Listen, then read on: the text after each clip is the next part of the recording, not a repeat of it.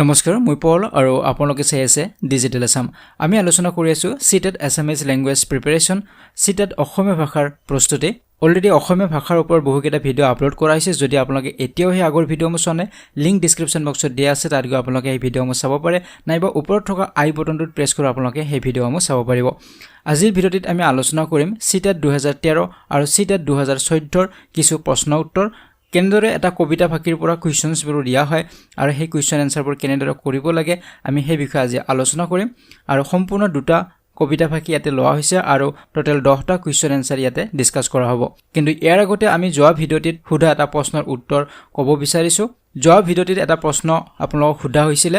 তলৰ কোনটো অসমীয়া ভাষাৰ পাৰ্শ্বিক আৰু তাৰিত ব্যঞ্জন বৰ্ণৰ উদাহৰণ যেহেতু ইয়াৰ আগৰ ভিডিওটিত আমি আলোচনা কৰিছিলো ধ্বনি লিপি আৰু তাৰ উপৰিও অল্পপ্ৰাণ মহাপ্ৰাণ বৰ্ণ এই সমূহ আমি আলোচনা কৰিছিলো আৰু তাত এটা শেষত আপোনালোকলৈ প্ৰশ্ন সুধা হৈছিল প্ৰশ্নটো আছিল তলৰ কোনটো অসমীয়া ভাষাৰ পাৰ্শ্বিক আৰু তাৰিত ব্যঞ্জন বৰ্ণৰ উদাহৰণ ইয়াৰ শুদ্ধ উত্তৰ বহুজনে দিছে তাৰ ভিতৰত মাধুৰ্য কুমাৰ নাথ মাইনুল আহমেদ ফাৰুক হুছেইন সালমা ফৰাজি মকবুল হুছেইন ৰাজেন দাস গীতালি দাস সাদ্দাম হুছেইন অচিন্তা দাস ৰেহনা বেগম অনন্ত দাস সকলোলৈ ধন্যবাদ জ্ঞাপন কৰিছো আৰু এতিয়া আমি আৰম্ভ কৰিছো আজিৰ ভিডিওটি প্ৰথমতে আমি সিটেট 2013 ৰ এটা পদ্যাংশ আমি আলোচনা কৰিম ইয়াত টোটাল 5টা কোৱেশ্চন দিয়া আছে এনেকুৱা ধৰণৰ পদ্যাংশ এটা প্ৰতি বছৰে আপোনালোকৰ আহিব এটা গদ্যৰ পৰা দিয়া হ'ব আৰু এটা পদ্যৰ পৰা এটা ফাকি দিয়া হ'ব আৰু তাৰ ওপৰত কিছু প্ৰশ্ন সুধা হয় গতিকে আমি আজিৰ ভিডিওটিত পদ্যৰ ফাকি আমি লৈছো গতিকে এটো 2013 চনত আহিছিল প্ৰথমতে আপোনালোকে কবিতা ফাকিটো পঢ়ি তাৰ অৰ্থ বুজিবলৈ চেষ্টা কৰিব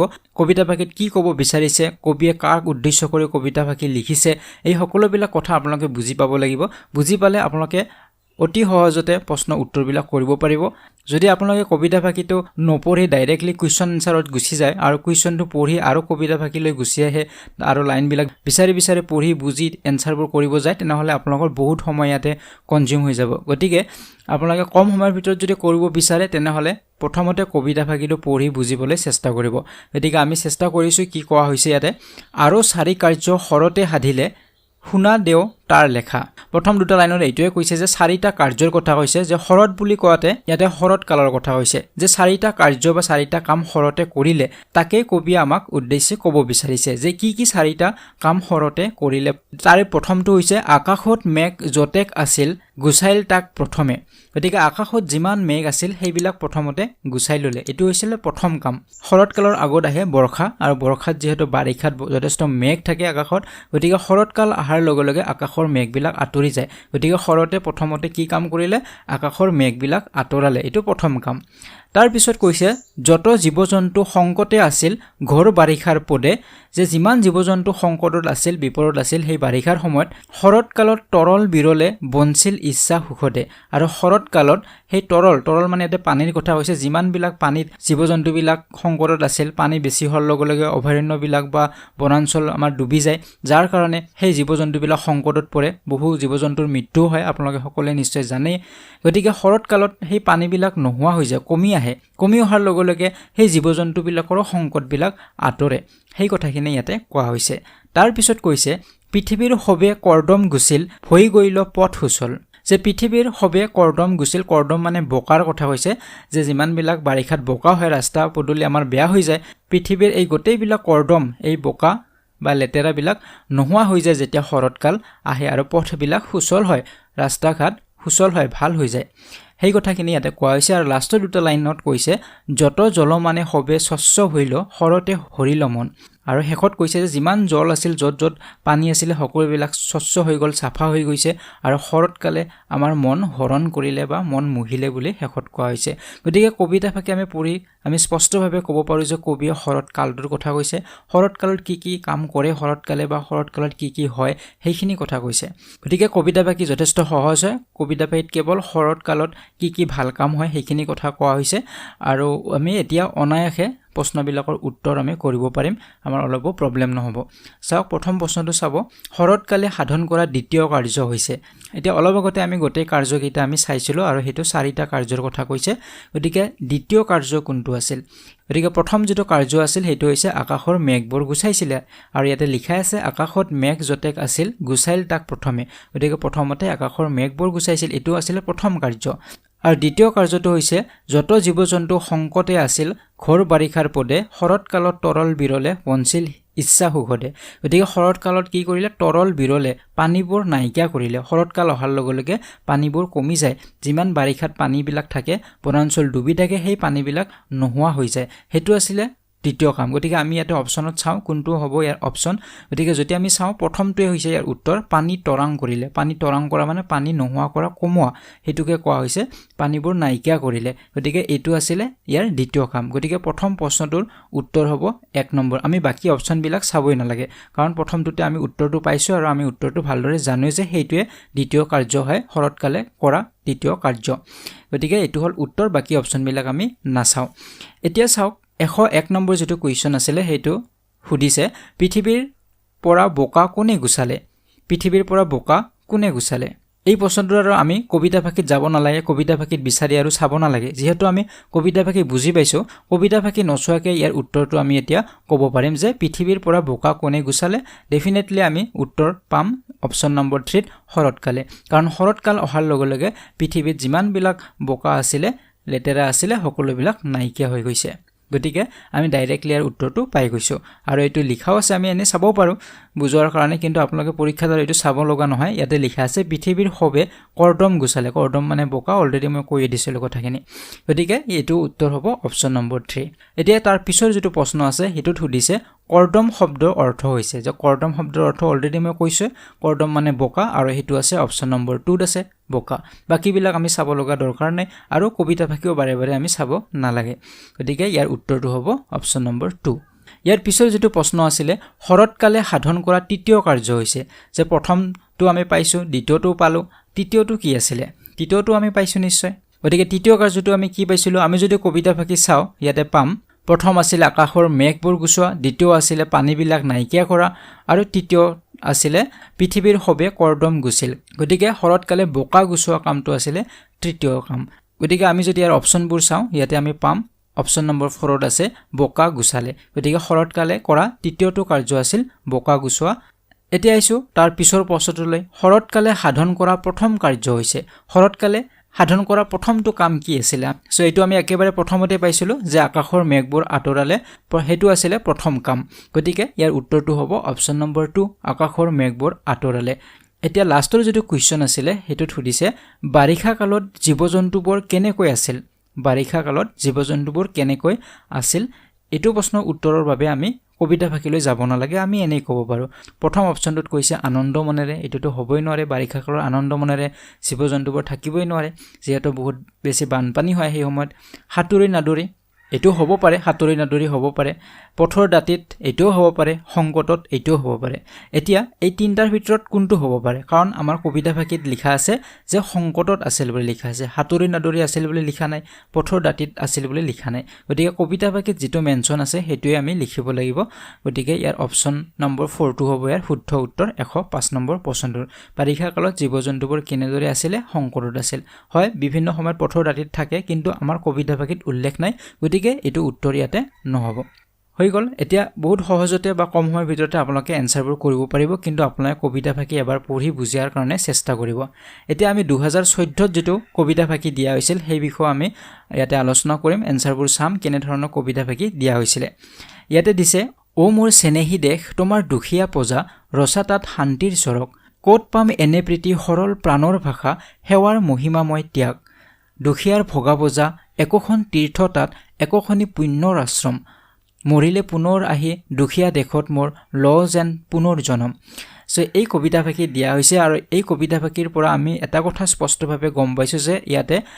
চেনেহী দেশ, নিজৰ দেশখনৰ কথা ইয়াতে কোৱা হৈছে, আৰু ইয়াতে দুখীয়া প্ৰজাৰ কথাও কোৱা হৈছে, যে আমি যিহেতু দুখীয়া দেশৰ মানুহ, দুখীয়া মানুহ, সেই কথাটো কবিৰ কথাত ইয়াতে স্পষ্টভাৱে ফুটি ওলাইছে। যে ইয়াতে কি কৈছে যে দুখীয়া প্ৰজাবোৰ তাতেই আমি শান্তিৰ সৰক ৰচনা কৰিব লাগিব, আৰু এনেধৰণৰ যি মৰম ভাল পোৱা যি প্ৰীতি আমাৰ মাজত আছে সেই আৰু আমি ক'ত বিচাৰি পাম? বেলেগ ঠাইত আমি আৰু বিচাৰি নাপাওঁ, আৰু আমাৰ এই সেৱাৰ মাজতে ত্যাগ আছে, ত্যাগ আমি বিচাৰি পাওঁ। গতিকে এই সকলোবিলাক আচলতে আমাৰ এই দেশখনতে আছে বুলি তেওঁ কৈছে। আৰু তাৰ ওপৰত তেখেতে কৈছে দুখীয়াৰ ভগা বোজা একোখন তীৰ্থতাত গতিকে দুখীয়াৰ ভগা বোজাক এখন তীৰ্থস্থানৰ লগত তুলনা কৰিছে একোখনি পুণ্যৰ আশ্ৰম এখন আশ্ৰমৰ লগত তুলনা কৰিছে যে হেয়া ভগা বোজা হ'ব পাৰে কিন্তু এখন তীৰ্থস্থানতকৈ কম নহয় এখন আশ্ৰমতকৈ কম নহয় সেই কথাটো কৈছে আৰু শেষত তেওঁ পুনৰ কৈছে যে মৰিলে পুনৰ আহি দুখীয়া দেশত মোৰ ল যেন পুনৰ জনম গতিকে মৃত্যুৰ পিছত তেওঁৰ যেতিয়া পুনৰ জনম হ'ব তেওঁ এইখন দেশতে তেওঁ পুনৰ জনম ল'ব বিচাৰিছে গতিকে কবিতাফাকি পঢ়াৰ পিছত আমি এইটো স্পষ্টভাৱে ক'ব পাৰোঁ যে কবিৰ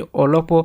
দুখ নাছিলে বা কোনো খোফ নাই যে তেখেতৰ দুখীয়া দেশত জন্ম হৈছে বা তেখেতে ভগা বোজাত আছে সেই কথাটোৰ অলপো তেওঁৰ দুখ নাছিলে বৰং তেওঁ সুখীহে যে তেনেকুৱা ধৰণৰ এখন দেশত তেওঁ জন্ম হৈছে তেওঁ ভগা বোজাত থাকিলেও তেওঁ তাত যথেষ্ট মৰম ভাল পোৱা তেখেতে পাইছে আৰু এখন তীৰ্থস্থানৰ লগত তুলনা কৰিছে গতিকে এইখিনি কথা আমি থুলমূলকৈ বুজি পাইছোঁ এই কবিতাফাকি পঢ়ি এতিয়া আমি কুৱেশ্যন এনচাৰবোৰ পঢ়িবলৈ যাওঁ কি দিয়া আছে কবিয়ে কোনে শান্তিৰ স্বৰক ৰচাৰ কথা কৈছে যে কবিয়ে কৈছে যে শান্তিৰ স্বৰক আমি ৰচনা কৰিব লাগিব কবিয়ে কাক কৈছে কাক উদ্দেশ্য কৰি আচলতে কৈছে যে আমি শান্তিৰ স্বৰক ৰচনা কৰিব লাগিব দুখীয়া ৰাইজে শান্তিৰ স্বৰক ৰচনা কৰিব কবিৰ চেনেহৰ জন্মভূমিখনে শান্তিৰ স্বৰক ৰচনা কৰিব দেশৰ জনতাই কৰিব নে চেনেহী বা প্ৰেমৰ পাত্ৰীয়ে কৰিব সো ইয়াতে প্ৰশ্নৰ উত্তৰটো হ'ব কাৰণ তেখেতে শান্তিৰ স্বৰক ৰচনা কৰিবলৈ আহ্বান জনাইছিল কাক আহ্বান জনাইছে এইখন দেশত যিবিলাক মানুহ জীয়াই আছে যিবিলাক মানুহ বাস কৰি আছে সেইখিনি মানুহক বুজাইছে গতিকে দেশখনৰ জনসাধাৰণক তেখেতে আহ্বান জনাইছে যে যদিও আমি দুখীয়া দেশত জন্ম হৈছোঁ যদিও আমি ভগা বোজাত থাকোঁ তাতেই কিন্তু আমি কি কৰিব লাগিব শান্তিৰ স্বৰক ৰচনা কৰিব লাগিব সেইকাৰণে তেখেতে কৈছে তোমাৰ দুখীয়া প্ৰজা ৰচা তাত শান্তিৰ স্বৰক ৰচিব কৈছে তেখেতে কাৰোবাক উদ্দেশ্য কৰি কৈছে কাক উদ্দেশ্য কৈছে সেই দেশৰ মানুহবিলাকক কৈছে উদ্দেশ্য কৰি গতিকে আমি ইয়াতে যদি অপশ্যনত চাওঁ অপশ্যন নম্বৰ 3 টো হ'ব শুদ্ধ উত্তৰ যে দেশৰ জনতাই শান্তিৰ স্বৰক ৰচনা কৰিব লাগিব এতিয়া আইছো নেক্সট কুৱেশ্যনটোলৈ কি আছে কবিৰ চেনেহী দেশখনত কি বিচাৰি পোৱা যায় কবিৰ যিখন চেনেহী দেশ সেই দেশখনত কি পোৱা যায় বুলি কৈছে ভগা জুপুৰি প্ৰীতি আৰু সৰল প্ৰাণৰ ভাষা দেশ প্ৰেমিকৰ আত্মত্যাগ তীৰ্থস্থান ইয়াৰ শুদ্ধ উত্তৰটো হ'ব আমি সকলোৱে নিশ্চয় জানো 1 নম্বৰটো হ'ব ভগা জুপুৰি যে তেখেতে স্পষ্টভাৱে ইয়াতে কৈছে কবিতাফাকি যে ও মোৰ চেনেহী দেশ তোমাৰ দুখীয়া প্ৰজা যে তেখেতে দুখীয়া প্ৰজাৰ কথা কৈছে ইয়াতে কি পাওঁ আমাৰ এই চেনেহী দেশখনত দুখীয়া প্ৰজা পাওঁ গতিকে এই প্ৰশ্নটোৰ উত্তৰ হ'ব ভগা জুপুৰি প্ৰজা জুপুৰি একেই সো ইয়াৰ পিছৰ যেটো প্ৰশ্নটো আছে হেতু হল দুখীয়াৰ ভগা প্ৰজাতে থাকে দুখীয়াৰ ভগা প্ৰজাত কি থাকে বুলি কৈছে একোখন তীৰ্থ আৰু পুণ্যাশ্ৰম সৰলতা আৰু প্ৰীতি আৰু মহিমাময় ত্যাগ শান্তিৰ স্বৰক এই অপচন কিটাৰ ভিতৰত কোনটো থাকে ভগা প্ৰজাত যদি আমি কবিতাফাকিলৈ ঘূৰি যাওঁ তাতে আমি ইয়াৰ উত্তৰটো পাম যে তেখেতে কৈছিল ও মোৰ চিনেহী দেশ তোমাৰ দুখীয়া প্ৰজা তাত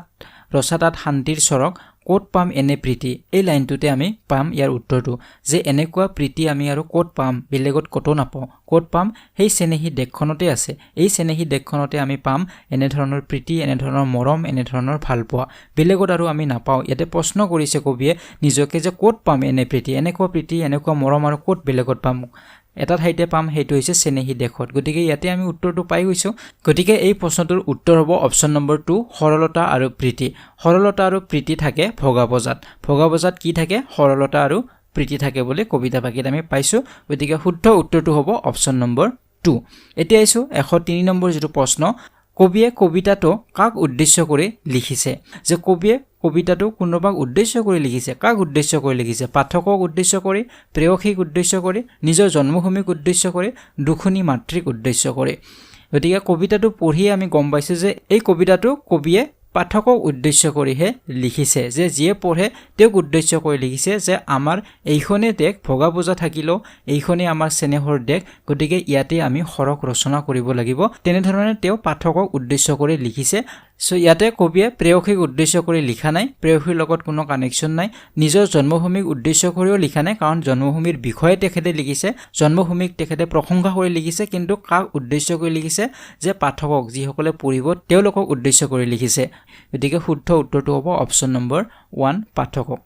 ইয়াৰ পিছৰ প্ৰশ্নত সুধিছে মৃত্যুৰ পাছত কবিয়ে ইচ্ছা কৰিছে যে মৃত্যুৰ পিছত কবিয়ে কি ইচ্ছা কৰিছে তেওঁৰ দুখীয়া দেশখনতে পুনৰ জন্ম ল'বলৈ ইচ্ছা কৰিছে শান্তিৰ স্বৰ্গত দুচকু মুদিবলৈ ইচ্ছা কৰিছে পুনৰ পৃথিৱীলৈ ঘূৰি আহিবলৈ ইচ্ছা কৰিছে তীৰ্থস্থানত বিহাৰ কৰিবলৈ তেখেতে ইচ্ছা কৰিছে সো ইয়াতে আমি স্পষ্টভাৱে ক'ব পাৰো কাৰণ শেষৰ লাইনটোত আমি পাইছিলো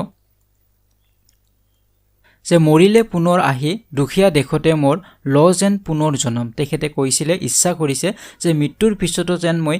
এই দেশখনতে জন্মগ্ৰহণ কৰোঁ বা পুনৰ জন্ম লওঁ গতিকে সেইটো আছিল তেখেতৰ শেষ ইচ্ছা গতিকে এই প্ৰশ্নটো যি সুধিছে যে মৃত্যুৰ পাছত কবিয়ে কি ইচ্ছা কৰিছে তাৰ উত্তৰটো হ'ব অপচন নম্বৰ 1 তেওঁৰ দুখীয়া দেশখনতে পুনৰ জন্ম ল'বলৈ ইচ্ছা কৰিছে গতিকে বাকি অপচনবিলাক আমাৰ চোৱাৰ আৰু প্ৰয়োজন নাই প্ৰথম অপচনটোতে আমি ইয়াৰ উত্তৰটো পাই গৈছো এতিয়া শেষৰ যেটো প্ৰশ্ন আজিৰ ভিডিওটিৰো শেষৰ প্ৰশ্ন আৰু এই কবিতা ভাগিৰো এটো শেষৰ প্ৰশ্ন ইয়াৰ উত্তৰটো আপোনালোকে কমেন্ট বক্সত কমেন্ট কৰিব তলৰ কোনটো উদ্ধৃত পদ্যাংশত ফুটি উঠা নাই দেশপ্ৰেম পূৰ্ণ জন্মত বিশ্বাস শান্তি আৰু সন্তুষ্টি বিপ্লৱৰ চেতনা কবিতা ভাগি পঢ়ি আমি বুজি পাইছো নিশ্চয় আপোনালোকে নিশ্চয় বুজি পাইছে যে ইয়াতে কোনটো তলৰ উল্লেখ কৰা কোনটো কবিতা ভাগিত আমি পোৱা নাই বা ফুটি উঠা নাই দেশপ্ৰেম পূৰ্ণ জন্মত বিশ্বাস শান্তি আৰু সন্তুষ্টি বিপ্লৱৰ চেতনা গতিকে শুদ্ধ উত্তৰটো আপোনালোকে কমেন্ট বক্সত কমেন্ট কৰিব নেক্সট ভিডিওত মই ইয়াৰ উত্তৰটো জনাই দিম গতিকে আজি ভিডিওটি এইখিনি আছিল এনে ধৰণে আপোনালোক গতিকে যদি ভিডিওটি ভাল লাগিছে লাইক আৰু শেয়াৰ কৰিব নপাহৰিব যদি প্ৰথমবাৰ এই চেনেলটো ভিজিট কৰিছে তেনেহলে চেনেলটো সাবস্ক্ৰাইব কৰক আৰু কাষতে থকা বেল আইকনটো প্ৰেছ কৰিবলৈ একেবাৰে নপাহৰিব পৰৱৰ্তী ভিডিওত পুনৰবাৰ লগ পোৱাৰ আশাৰে আজিলৈ বিদায় লৈছো